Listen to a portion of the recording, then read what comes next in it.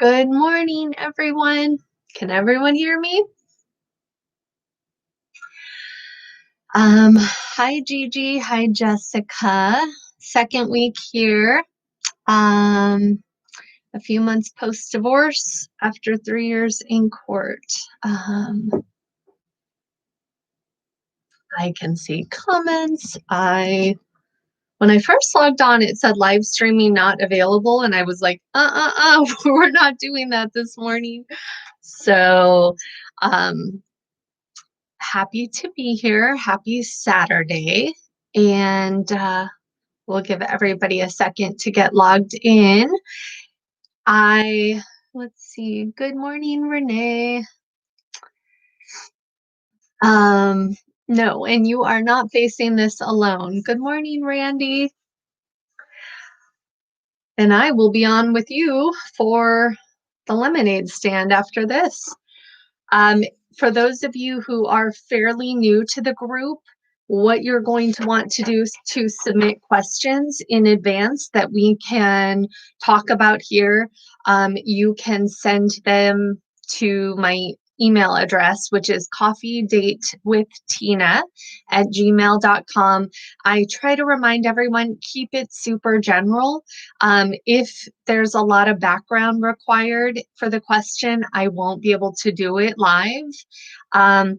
So break it down to where it's a pretty general question that relates to all of us, because let's admit, we could all look at this post-separation abuse wheel and it describes our entire life. So something that's affecting one person is likely affecting everybody. So any questions that fall into that category, feel free to send them over. And I kind of go through them in chronological order. So if I haven't got to your question yet, I will, as long as it falls into those parameters of general. And so I kind of just go through them. You won't hear back from me. I just put them on my list, print them out, and here we are. So let's see, Renee, I had pretrial. Gosh, court dates are just being moved all over the place.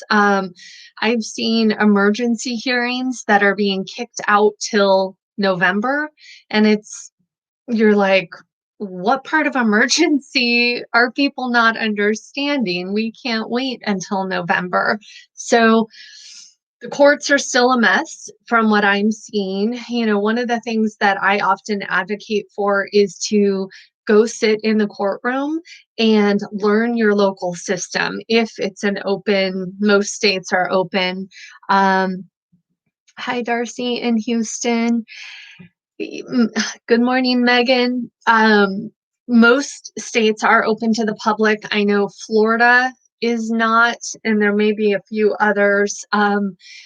But what we're seeing right now in some states is that they're broadcasting live on Zoom or on other formats. Hi, Emily. Good morning. So you can actually, it's even more convenient. I just posted something on the One Mom's Battle Facebook page this week that if your court is one that is broadcasting live, it's a question to ask your attorney. It's call the clerk at the courthouse or call the receptionist at the courthouse and ask, I'm trying to educate myself on family court, and is there a way that I could watch proceedings live? Is it, broadcast anywhere? It may actually become even more convenient to learn about your local system. And that was one of the things that I know saved me. Just sitting in there, and when I would hear a case that closely resembled what I was going through, I would write down the details, the names of the parties. I would go out to the reception area. There's a computer. I would pull up the cases because it's public record unless they're sealed, which is not that common. And I was able to learn so much that way. So, and some states have all of their divorce filings child custody filings, you can access them online portals. Here in California, you can't. You actually have to go to the courthouse or know somebody who works at a law office who can pull it up for you. Let's see, anyone else waiting for schools to decide on fall opening? California schools, most of them are not opening. We just got notification on Thursday that sorry if anybody can hear my dogs going crazy. Um, they're a little loud this morning. We just got notification that we are online distance learning for the fall. And I know that is pretty common. Let's see. Sarah says the only reason I got a date of 8/12 for custody was because I had a date for child support. Otherwise, it would have been October. Orange County, my sister's in Yorba Belinda. You guys are on the bad list for COVID in California. But yeah, I know our school is distance learning. For me, I'm going to be honest, it's a little bit of a relief. I've had some anxiety about my kids going back only because I have spinal cord damage from MS. And so I'm really taking this seriously and hunkering down. So I have a little bit less anxiety about the online learning, but I know it's not ideal. None of it's ideal. So we're all plugging away, doing the best we can. Okay, I'm going to jump straight into questions. I did want to address a lot of people had applied for the scholarship spot at my new program where I will be training other people to do what I do, coaching, consulting in their own areas. And we have already filled the scholarship spot. It went to a wonderful woman in Minnesota, and I am just, I hope this is a life-changing experience for her. If you are her and you're joining us this morning, congratulations. And the other 25 program spots are already full. They filled in less than 2 weeks. So I'm already kind of starting a waiting list for what I believe will be an April session. So stay tuned. And that is all online. If you're interested in finding out more about it, you can go to, it's HC for high conflict, hcdivorcecoach.com. And you can read all about the program that I've started. My goal is to transition out of the one-on-one coaching. I'm still, any of my regular clients that I'm currently working with, or anybody who comes on board over the next couple of months, I am in this with you for the long haul. I'm not jumping ship. But I'm going to be transitioning out of doing the one-on-one stuff to teaching others, because we need advocates in every single state. And my goal is to partner with organizations who are pushing for change at a government level. And that's where I want to, I want to put my efforts towards teaching others to be advocates and also partnering. I don't want to recreate the wheel. I want to partner with others who are already out there pounding the pavement in their areas and trying to make change on a national level. So that's exciting. That's going to be my 2021. Hopefully it's a heck of a lot better than 2020. So yes, so stay in touch with me on all of that. So our first question is, after several months of separation and years of financial abuse, my self-employed narcissist husband of 25 years, by her self-employed narcissist husband of 25 years. I started reviewing previous joint tax returns that he filed for both of us annually. I have found tens of thousands of dollars of very blatant tax evasion over the years. I knew nothing about this. Any advice on how to proceed would be greatly welcomed. More of a, my fine print disclaimer for everything we talk about here is that I'm not an attorney. I'm not qualified to give legal advice. I've never personally dealt with that. My ex-husband had run-ins with the IRS, and I know there is an innocent tax or an innocent spouse relief that you can apply for. Definitely consult with an attorney on this, somebody who is really knowledgeable on this topic, because you want to remove if I were in your shoes, I would want to remove myself from that situation, obviously. Um, when it comes to, I had several questions that came through that I'm about self-employed narcissists who are hiding money, who are being evasive, and how to catch them in that. So I'm kind of going to piggyback on this question and talk about that as well. I know for myself, child support with my ex-husband was an absolute nightmare because he would either, he was either doing things on the side under the table and making a lot of money, or he just didn't hold a job long enough for them to garnish his wages. But he makes really good money when he's working.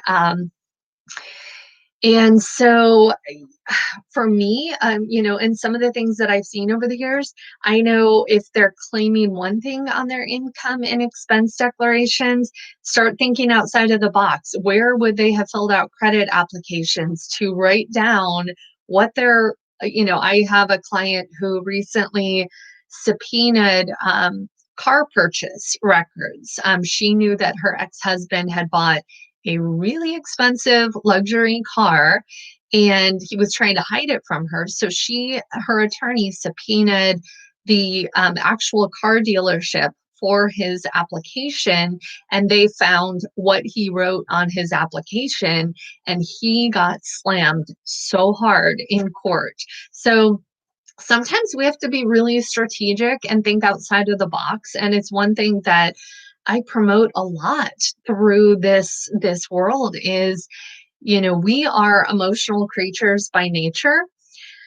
And they are not. They, have no emotions unless it's fake. And so kind of thinking with that strategy mindset of how do we catch them up, or how do we trip them up and catch them in these deceptions. And so that's one of the things that can be done.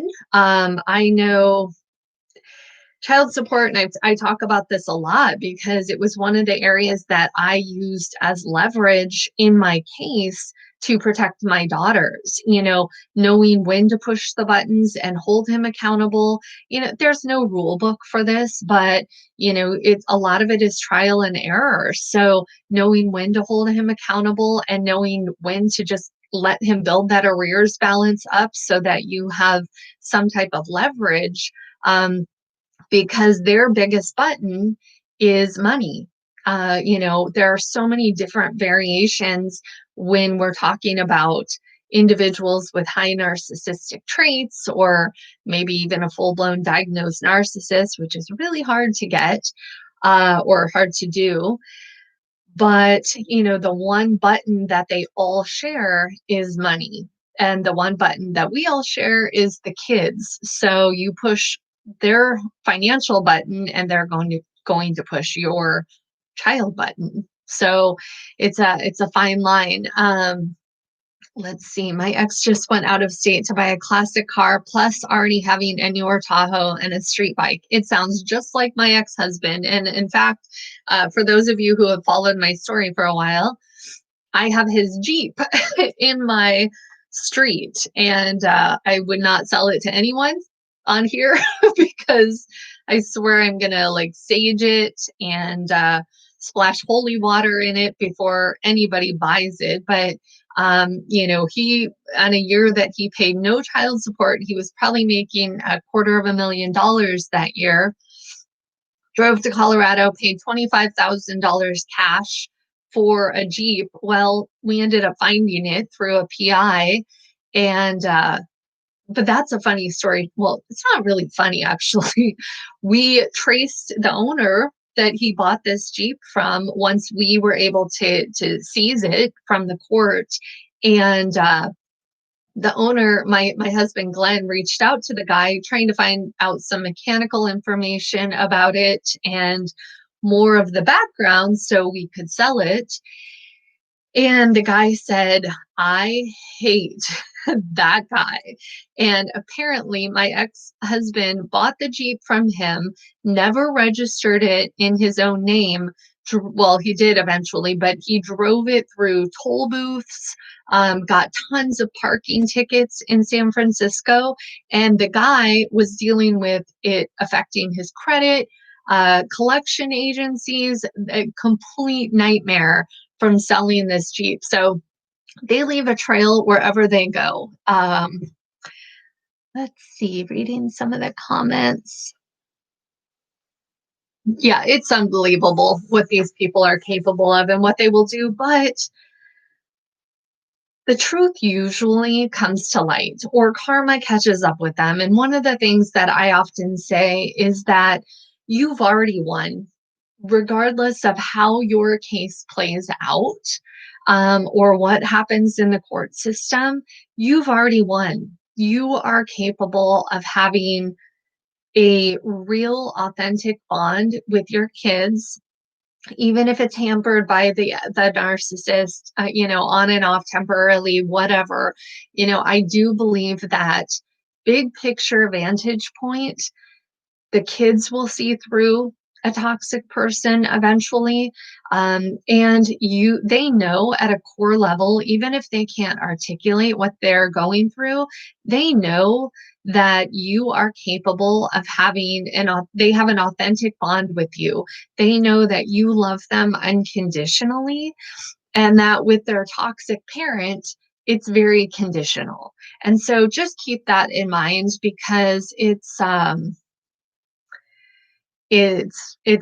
not an easy battle, but sometimes we have to lift our vantage point and go, okay, we need to look at this from the big picture. So somebody asked, can you confirm the topics discussed in the mediation online course? Jill, it's going to be, the reality is, a lot of people in this world will say that mediation with a narcissist is a complete waste of time. I don't agree. I think it can be incredibly informative if you go into it with a strategy mindset. So it's going to basically cover anything and everything related to mediating with a narcissist. It's a 30-minute online course. For those of you who may be interested in that, you can go to the One Mom's Battle website, click education, and then online courses. And there's a whole bunch of different options. But, going in there, I prepare for mediation the same way I would prepare for trial. Obviously, there's less to, it's not as intense. You're not, creating exhibits and labels and following the court procedures. But I think, a lot of people will just say, I'm going to show up, I'm going to do my time because it's required in my state. But do I hope to get anything out of it? No, it's a waste of time and energy. So I'm not going to prepare. I would never take that type of mentality. I think it's an incredible opportunity to gather information, to practice presenting your case to a neutral third party. There's different types of mediation. Some states, or some counties, even here in California, some counties are what we refer to as recommending counties, where the mediator will actually make a recommendation to the court. The stakes are higher then. Others, it's like Las Vegas. What happens there stays there. Nothing leaves the room. And so the stakes are much lower, obviously. So, okay, next question. How can you get the courts to recognize domestic violence by proxy? For those of you who are fairly new, I know we have several who are joining for the first time today. I created a TikTok account, and apparently it's a hot topic over on TikTok. And so I know there's a lot of people joining today from TikTok. Actually kind of fun. You do these little quick short videos, and I actually like it. Um, Domestic violence by proxy, a lot of people refer to that as alienation. Um, those of you who know me know that is my hot button. I hate that word. I hate the entire movement. I've spent 10 years researching the origins of the parental alienation syndrome. And I will tell you, as disturbing and tied to pedophilia as that movement is, the present day movement is equally disturbing in a variety of other ways. And so I won't use it. And I don't, anybody who is using the word alienation to describe their ex trying to turn the kids or successfully turning the kids against them, you are propelling and validating a group of very disturbing people forward, and they're laughing all the way to the bank. The origins present day are fathers' rights movement 100%. And I am very pro father, I'm very pro mother, I'm pro healthy parent. But I believe that a huge problem in our court system is the division of genders, making it a parental rights issue. Um, I I don't care what your gender is, you should not have rights to your child just because you have the ability to procreate. So domestic violence by proxy, it's a continuation of abuse from the relationship where the perpetrator is actively trying to turn the kids against you. I am personally someone, in my own case, I do not focus on labels. For the same reason, I have never gone into court and tried to convince them that he's a narcissist. I would never do that. Some people, I get a lot of emails actually and messages from people saying, how do I prove to the court that he's a narcissist? I wouldn't do that. I don't think labeling helps. I don't think labeling alienation helps. I don't think labeling domestic violence by proxy helps.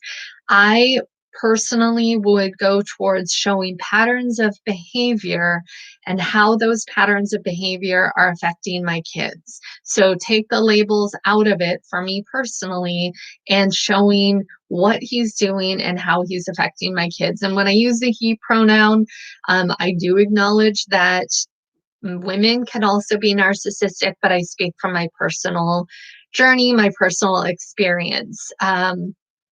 How do you document those patterns of behavior?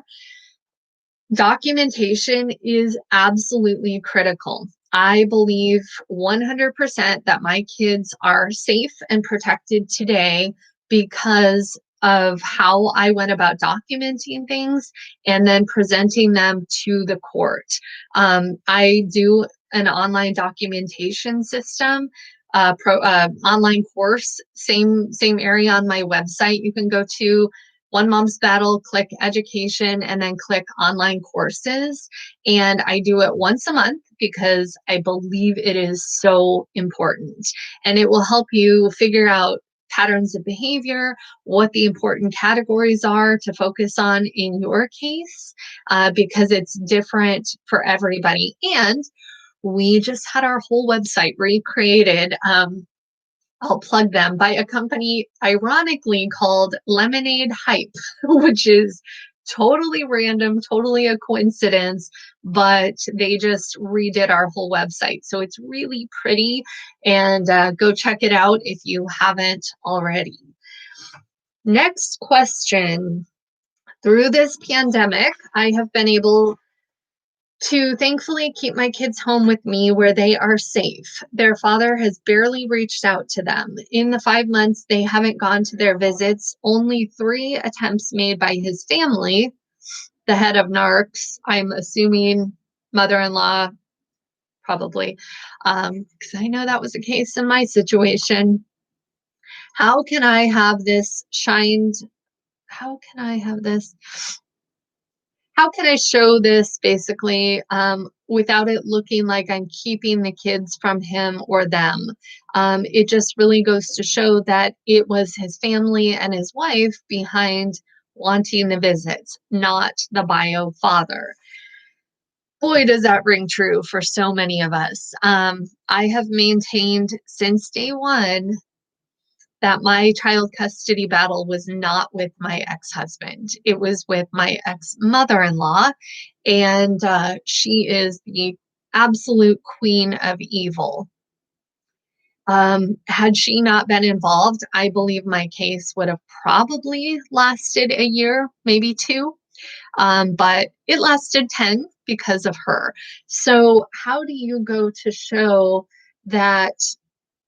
I would just establish a calendar. Unfortunately, right now, these guys, they all need victim cards. And some victim cards are much stronger than others. The pandemic has handed every single one of them a really big victim card, whether that's financial, whether that's related to the child custody schedule, and that they're just MIA. Their victim card is that maybe he's protecting his wife or his parents from the kids being little super spreaders. Who knows? But that we are all facing this right now. I don't know anyone who has all of the answers, because what we're going through with COVID is unprecedented in the courts. And so, I personally, I know when my ex-husband went completely MIA for 15 months, that was the result of him being given supervised visits. And we all know that their egos can't handle supervised visits for the long haul. They'll do them for short periods of time when the courts are using supervised visits as a slap on the hand. But over the long haul, they're typically not capable of maintaining that. So, for me, even when he was MIA, I went against what everybody teaches. It makes me cringe because I see the advice out there and about communicating with a narcissist, and it's all very gray rock oriented. Well, that hurts you in family court, and that's the reality. I'll go to bat on that any day of the week. I took a different approach, and one of the things that I always say is that I present myself as the best co-parent that the courts have ever seen. And that is my authentic truth. If my ex-husband was a healthy person, I would get 5 gold stars as a co-parent, because that's who I am at my core level. People get too caught up on, I hate him, he's horrible, why doesn't anybody see through him? And so their communication and their presentation is coming from that platform. You can have that platform if that's your prerogative. I always say family court is not fair. It's not just. It's not the place where you're going to get validation. And to get out of that mindset and into a mindset of strategy, I was operating from my place of authentic truth when I was communicating with my ex-husband. Everything I put in writing was written for the court, not for him. I don't care what he reads. He's going to react the way he's going to react no matter what I say, because for him, it's all about a feed. So I can remove myself from the conflict and show myself to be a great co-parent. So, for example, when my ex-husband disappeared for 15 months because he had narcissistic injury, most people would have popped a bottle of champagne and celebrated.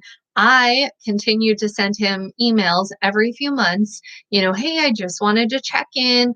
Are you planning to establish visitation? It would be really helpful for me to know so I can relay that to the girl's therapist. So she can help them work through this next chapter. And then report cards came. I would send him copies of the report cards. A lot of people get into the mentality of, I'm not his secretary anymore. You can take that approach. It wasn't the one I took. I would be his secretary full time, and I would work overtime to be where I am today with we terminated his parental rights. And I believe that there was the first 3 years I operated from a place of emotion. I look back at my battle and I cringe at the things I filed, at the things I put in writing. I wish I had me 10 years ago or somebody to guide me and tell me how to choose my battles properly, how to communicate. And that's kind of why I do what I do here with all of you. Is I see some of your communication, and I have the vantage point of looking at it the way a judge would look at it. Not that I'm qualified to be a judge. I'm not saying that. I'm saying I have spent 10 years sitting in the courtroom, not only for my own case, but as an advocate for others. And so I am able to put myself in the judge's shoes or any family court professional. And some of that comes from watching cases that I don't know either party, and I'm just observing, and I'm sitting there just going, oh my God, I understand why the judge just ruled 50-50 on this case, because they both look to be part of the conflict. And it's so easy. It's the easy way out for a judge to stamp a case high conflict and put the blame on both of you. And you do not want to contribute to that. So I think it's so important to continue presenting yourself in a positive light. So in this case, I mean, I can't give legal advice, but if he was just MIA, and a lot of people will say it's poking the bear, and there's a lot of anxiety wrapped up in that. I don't know him. I don't know this case. All I can say is if it were my ex-husband and his family, I would probably, every 8 weeks, just send an email and say, here's some updates on what's been going on with the kids. I would show myself to be communicating and, keeping the doors open, because I wouldn't want to be, you aren't going to be charged with, or I don't think they would accuse you of withholding, as long as you aren't putting anything in writing that would lead them to believe that. Do you update even if he's ghosting you? So if you've read my book, The Narc Decoder, I have a template email in there that I would send it changed over the years. Originally it was once a week when my kids were really young, and it was a very templated, of the gray rock nature, but still friendly, where I would communicate with him everything going on with the girls. Piper had a rash, this was happening. We got kindergarten report cards. Here's the date for the kindergarten ceremony, that type of thing. I would send those weekly in the beginning. No emotion, just very formatted, because the reality is that's tedious. He doesn't really care. And so initially, and they have 5K mentality. So initially he's going to be involved in care. Once those come through every week, you could see the pattern of him just not opening them anymore, which went towards me showing myself to be the good co-parent and him completely MIA. So, and then once the girls got a little older, I went to 2 weeks, and then I went to monthly, but I continued to communicate with him no matter what was going on, at least monthly, using that template. That my book, I don't know if you can see it, The Narc Decoder, Understanding the Language of the Narcissist. That one is great for trying to understand their communication styles, and how to navigate this, how to respond to it. So last question, private investigators. I remember you mentioning, I need coffee, sorry. I remember you mentioning that yours was an angel, and I can only hope for the same. I don't have a ton of money to spend, but I have a gut feeling that some things are going on. Do you have any advice on hiring, what to look for, what to watch for? Did you find anything the PI did for you that was particularly helpful during court that I should or could ask for?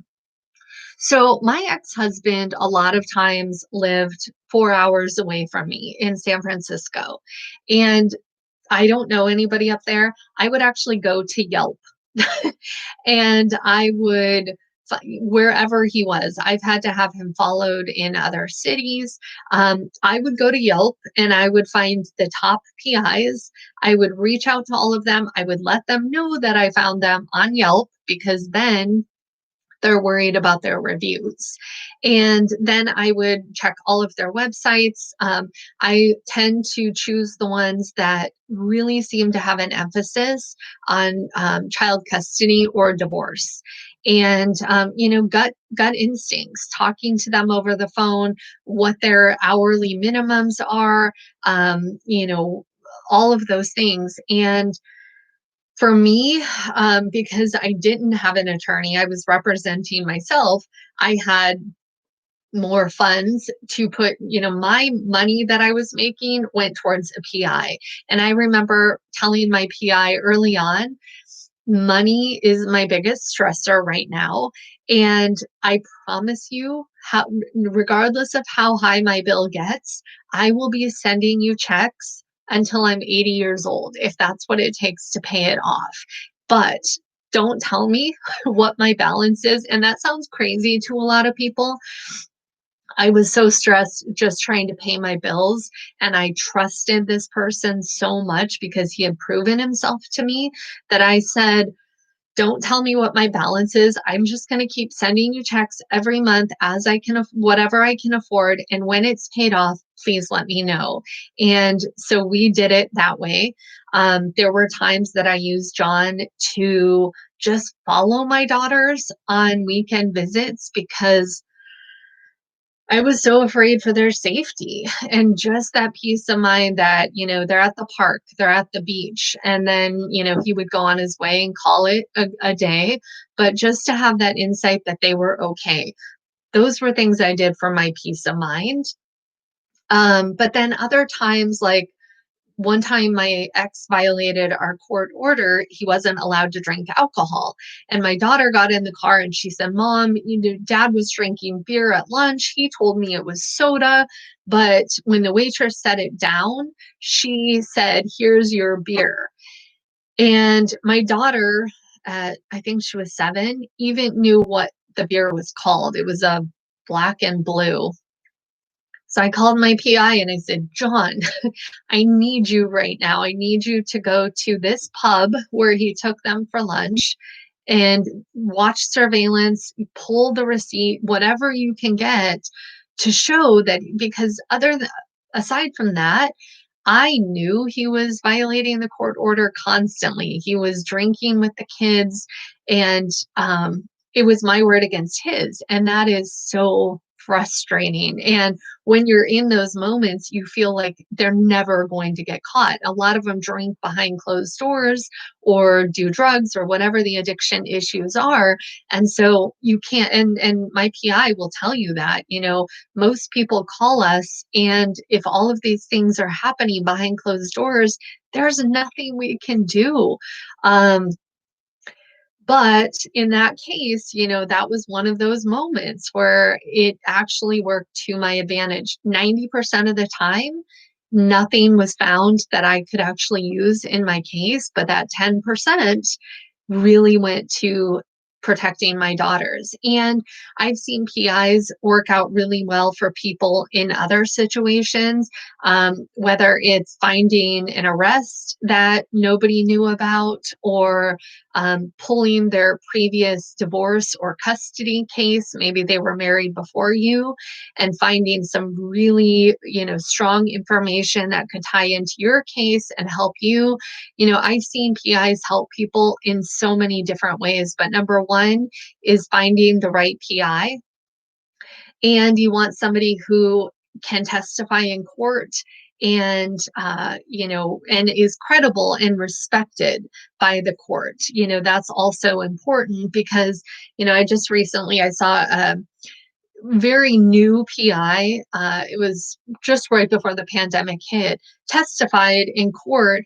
He was really young, and I was a little concerned when I first saw him because I'm like, oh, he might get chewed up on the stand because he's not as experienced as most. He's really young, but I was so impressed with his testimony. He hit it out of the ballpark. And so sometimes it can be really, really helpful.